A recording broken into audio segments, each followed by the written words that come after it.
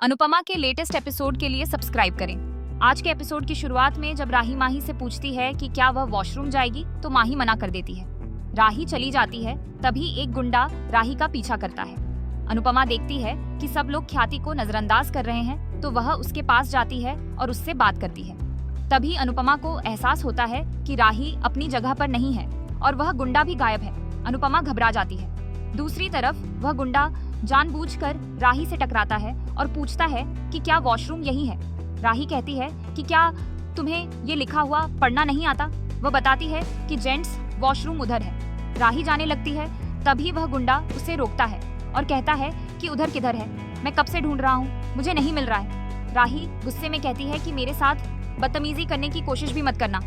वह आदमी कहता है कि किसी की मदद करना तो अच्छी बात होती है। राही घबरा जाती है, तभी अनुपमा आती है और गुंडे को फटकार लगाती है। राही को हंसी आ जाती है।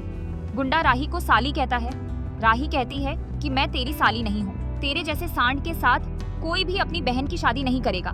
तभी अनुपमा कहती है कि हमारे यहाँ जीजा के जूते चुराए जाते हैं, लेकिन तेरे जैसे जबरदस्ती के जीजा को जूते मारे जाते हैं। गुंडा गुस्से में अनुपमा पर हाथ उठाने लगता है।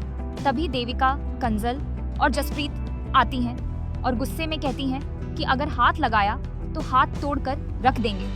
उनके हाथों में हथियार देखकर गुंडा डर जाता है। अनुपमा कहती है कि अकेली लड़की मौका नहीं, जिम्मेदारी होती है। वह गुस्से में उसे जाने के लिए कहती है।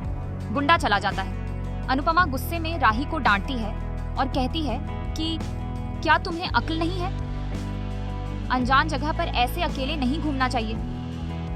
मैं तुम्हें डरने के लिए नहीं कह रही हूँ, सावधान रहने के लिए कह रही हूँ। राही को गलती का एहसास होता है।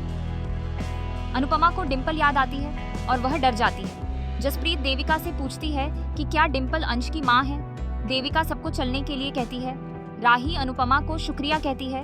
अनुपमा भावुक हो जाती है। उसके बाद सभी जाने लगते हैं। देविका जिया को पैसे देती है, लेकिन जिया जिद करती है कि देविका उसे पिकनिक पर साथ लेकर चले। देविका कहती है कि हम लोग बहुत दूर जा रहे हैं, लेकिन वह वादा करती है कि वह लौटकर जरूर उससे मिलने आएगी। जिया देविका से बार बार कहती है कि मुझे साथ लेकर चलो। देविका भावुक होकर उसे गले लगा लेती है और कहती है कि मैं वादा करती हूँ कि मैं वापस आकर तुम्हें और तुम्हारी माँ को साथ लेकर जाऊंगी। जिया कहती है कि अपना वादा मत भूलना। अनुपमा उस पल को कैमरे में कैद करती है और एक फोटो जिया को देती है और दूसरी तस्वीर देविका को देती है। सबको देखकर गुस्सा होती है और सोचती है कि अगर ये सब अपने मन की कर रहे हैं तो हम भी अपने मन की करेंगे। वह गौतम को फोन लगाती है। गौतम फोन नहीं उठाता तो मोटी बा गौतम को मैसेज करती है कि उसे बात करनी है। दूसरी तरफ सरिता बताती है कि उसका गांव आ गया है और कहती है कि हमारे गांव में ऑर्गेनिक खेती होती है, यहाँ पे कुएं हैं, नदियां हैं, सब कुछ हरा भरा है। लीला कहती है कि आप इतनी पानी वाली जगह से हैं तो ऐसा क्यों लगता है कि आप नहाई हुई नहीं हैं। सभी गाँव को देखकर डर जाती हैं और कहती हैं कि यह गाँव तो डरावना लग रहा है। लीला सरिता से कहती है कि आपकी शक्ल देखकर ही समझ जाना चाहिए था कि भूत जैसी शक्ल है तो गांव भी श्मशान जैसा होगा। उसके बाद सभी बस से उतरती हैं। अनुपमा सरिता से पूछती है कि क्या यहाँ लाइट है। सरिता कहती है कि हाँ लाइट तो है, लेकिन आती जाती रहती है। देविका कहती है कि कहीं हमने यहाँ आकर कोई गलती तो नहीं कर दी है, क्योंकि यह गाँव सच में बहुत सुनसान है। अनुपमा कहती है कि गाँव ऐसे ही होते हैं, अगर कल सुबह सही नहीं लगेगा तो हम चले जाएंगे। गुलाबो बस पार्क करने का फैसला करती है। अनुपमा उसे भी साथ आने के लिए कहती है। गुलाबो सहमत होती है। सभी जाने लगती हैं। डरते हुए सब आगे बढ़ती हैं। दूसरी तरफ अंश, प्रेम और राजा परेशान होते हैं क्योंकि उनकी पत्नियों के फोन नहीं लग रहे होते। अनिल कहता है कि वो लोग कहाँ पर हैं। बाबूजी कहते हैं कि कहीं वो किसी मुसीबत में तो नहीं है। पराग कहता है कि बहुत सारी जगहों पर नेटवर्क नहीं होता, इसीलिए फोन नहीं लग रहे होंगे। प्रेम कहता है कि जब तक बात नहीं होगी दिल शांत नहीं होगा। पराग कहता है कि जब नेटवर्क आएगा तो वो खुद फोन कर लेंगी। वैसे भी इतनी सारी औरतें एक साथ हैं तो कोई भी उनसे पंगा नहीं लेगा। दूसरी तरफ जसप्रीत डरती है। नीता कहती है कि अगर रास्ते में कोई मिले तो उसके पैर देखना। लीला कहती है कि मैंने तो भगवान का नाम लेना शुरू कर दिया है। सभी सरिता के घर के सामने पहुंचते हैं। इसी बीच पाखी कहती है कि यहाँ तो नेटवर्क भी नहीं है, कहीं हम किसी बड़ी मुसीबत में तो नहीं फंस गए। अनुपमा कहती है कि ऐसा कुछ भी नहीं है। इसी बीच लीला अनुपमा से कहती है कि कहीं सरिता वैसी औरत तो नहीं जो अपने गांव में लोगों को बुलाकर मार देती है, क्योंकि हमें यहाँ एक भी इंसान दिखाई नहीं दे रहा है। सरिता कहती है कि गांव में लोग जल्दी सो जाते हैं, सभी घर के अंदर जाती हैं। अनुपमा अपना फोन लेने के लिए वापस जाने लगती है तो गुलाबो उसे रोकती है, लेकिन अनुपमा कहती है कि मैं अकेले ले आऊंगी। अनुपमा चली जाती है। दूसरी तरफ प्रेम सबके लिए खीर लेकर आता है। तोशु बाबूजी से मजाक करता है तो बाबूजी कहते हैं कि तुम्हारे जोक भी तुम्हारी तरह निकम्मे हैं। पराग बाबूजी से पूछता है कि आप हमेशा इतने खुश और इतने पॉजिटिव कैसे रहते हैं। बाबूजी कहते हैं कि एक उम्र के बाद बुजुर्ग परिवार की न तो शरीर से मदद कर सकते हैं और न ही पैसों से, इसीलिए उन्हें माहौल को खुश रखना चाहिए।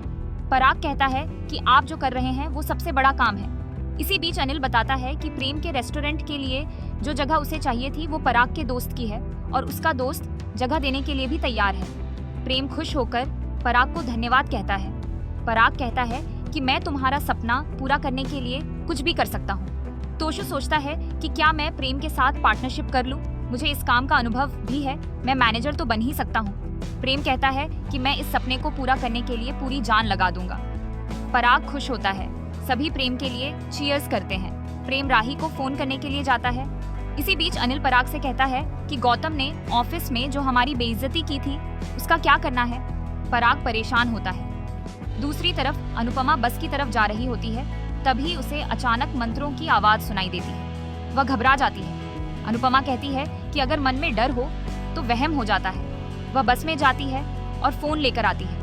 बस से उतरते ही उसे दोबारा मंत्रों की आवाज सुनाई देती है और वह डर जाती है। उसे आग दिखाई देती है। वह सोचती है कि इतनी रात को पूजा कौन कर रहा है। तभी एक लड़की उससे टकराती है और वहां से भाग जाती है। अनुपमा बहुत डर जाती है। अचानक सरिता वहां आती है तो अनुपमा चौंक जाती है। सरिता कहती है कि तुम यहाँ क्या कर रही हो। अनुपमा बताती है कि मैं फोन लेने आई थी। वह सरिता को आग दिखाती है। सरिता घबराते हुए कहती है कि वो प्रकाश भाऊ का घर है, उधर मत देखो और यहाँ से चलो। अनुपमा सोचती है कि आखिर सरिता इतनी डरी क्यों गई, ये प्रकाश भाऊ कौन है। इसी के साथ एपिसोड खत्म हो जाता है। अगले एपिसोड में देखने को मिलेगा कि अनुपमा देविका से कहती है कि उसे समर की बहुत याद आ रही है। देविका कहती है कि शायद समर का इस गांव से कोई कनेक्शन हो और वो कुछ कहना चाहता हो। उसके बाद रात में समर आता है और अनुपमा समर को देखकर हैरान रह जाती है।